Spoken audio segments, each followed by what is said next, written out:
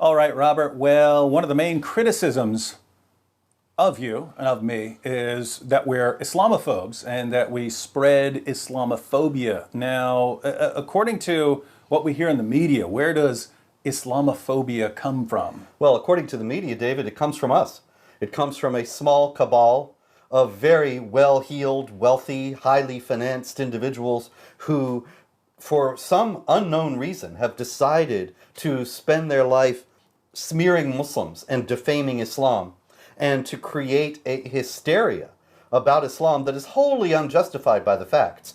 And these people, you and me and Pamela Geller and David Horowitz and Frank Gaffney and a few others, we've been so successful that there are now very widespread negative opinions of Islam among Americans who would otherwise have no idea, if it were not for us, that there was any problem with Islam whatsoever.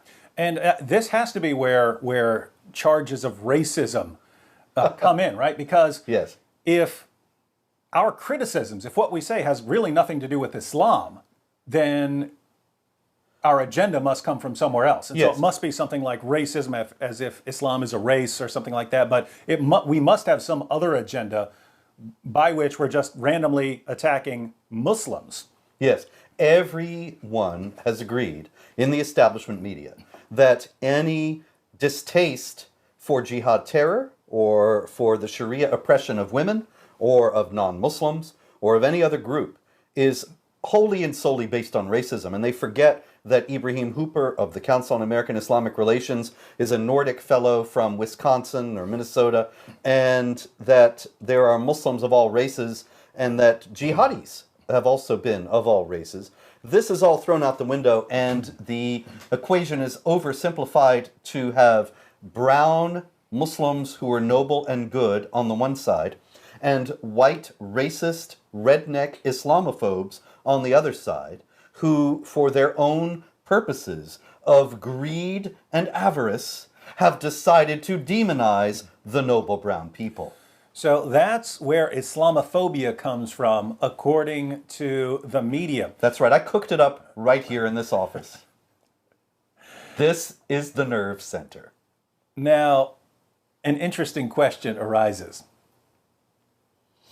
If we look at the Muslim sources, we find that there's a different source, a different origin of Islamophobia, and that it didn't come from you or from me. It actually came from somewhere else. So we've got a bit of a mystery on our hands. Now let's look at, not according to us. That's right. Let's look at, according to Muslim sources, where Islam, this fear of Islam, this fear of things Islamic. That's what a phobia is, ladies and gentlemen. A fear. Why would anyone fear Islam? Well, tell us from the Quran. And keep in mind, a phobia is an irrational fear, right? It's not, here are my reasons that I'm scared. It's something just, I don't even have any reasons for that. I'm just terrified of this, right? Yes. Where does that sort of thing come from? Let's go to the Quran. Chapter 3 of the Quran, verse 151. Allah speaking here. This is Allah. Allah says, "We shall cast terror into the hearts of those who disbelieve." Terror. That's a Terror, fear, is it right? not? Now notice, it's not people are going to sit around thinking about their reasons for being concerned about the spread of Islam, and they're going to conclude that Islam is dangerous. This is just a fear, a terror put right in their hearts by Allah himself. A strong, that makes them terrified of Islam. irrational, unreasoning, unfathomable terror. A fear beyond an ordinary fear, but terror we are talking about. And where does it come from again, David? Allah. From Allah. So Allah creates Islamophobia, and he's happy about it. Wait, we have to read the entire verse, because maybe there's Maybe something we're in the rest of taking the it out verse. of Yeah, context. yeah, let's go and read it. So, we shall cast terror into the hearts of those who disbelieve. So it's just people who don't believe. And why? Because they joined others in worship with Allah, for which he had sent no authority. So their abode will be the fire, and how evil is the abode of the Zalimun. So in chapter 9, verse 30 of the Quran, when it says that the Jews say Ezra is the son of Allah, and that the Christians say Jesus is the son of Allah. That's associating partners with Allah. And for doing that, for being, of course, no Jews have ever said that, but for being an ordinary Orthodox Christian and believing that Jesus is the Son of God, what Allah is saying is that He will cast into your hearts Islamophobia. Directly into your heart from Terror. the power of Allah. Now, just so you don't think that Allah had the wrong approach here, Muhammad appealed to this as the source of his victory. So we read in Sahih al-Bukhari, number 2977, notice that this Bukhari puts 2977. The introductory verse he gives is chapter 3, verse 151 of the Quran. We have it right here. We shall cast terror into the hearts of those who disbelieve. And here we have Muhammad say, I have been made victorious with terror cast into the hearts of the enemy. And the enemy here are people who do not believe, including Jews and Christians. Why do Jews and Christians fear Islam? Why are they worried about Islam? Why are they scared of the spread of Islam? Not because of Robert Spencer, not because of David Wood, because Allah put that fear directly into our hearts because we associated partners with Allah. So Muhammad is saying, I have been made victorious through Islamophobia. Isn't that extraordinary? Isn't that given amazing? The fact that in the West, the charge of Islamophobia is used to intimidate people into thinking it's wrong to oppose jihad terror.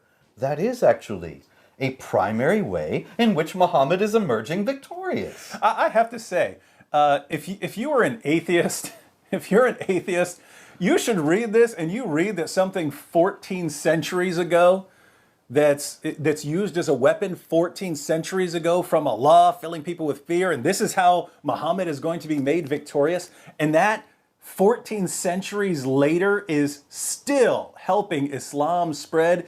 If you're an atheist, you have to start wondering, maybe there are some spiritual forces at work here, because this is diabolic, it's genius, it's brilliant. Diabolically clever. Evil. And there's more. Really? There's Chapter more 8, about verse terror? 60. There is, David. Chapter 8, verse 60 of the same noble Quran. Against them make ready your strength to the utmost of your power, including steeds of war. Let's just pause there to note that those who say that jihad is primarily a spiritual struggle, you don't really need steeds of war to try to better yourself and to become a holier person closer to Allah. If your jihad is going to the gym, you don't need steeds of war. Unless your car broke down. Yeah. What do you need the steeds of war for? To strike terror into the hearts of the enemies of Allah and your enemies. Strike terror. So to create Islamophobes among the enemies of Allah and your enemies and others besides whom you may not know, but who Allah does know. So Allah strikes terror directly into our hearts, but Muslims are also commanded by means of hot war with steeds of war to strike terror into our hearts, to create Islamophobes. So we're told by the media that we're the source of Islamophobia, but according to Islam, we're the recipients of it. The source of Islamophobia is Allah and Muslims, and this is what made Muhammad victorious. And they give it to us in order to make Muhammad victorious. And so think about this. When the media says that we're the source of Islamophobia, they're saying that Allah and Muhammad are wrong. And that is Islamophobic. What could be more Islamophobic than to declare Muhammad wrong? And yet, the New York Times, the Washington Post, CNN, all the rest of them, guilty of Islamophobia.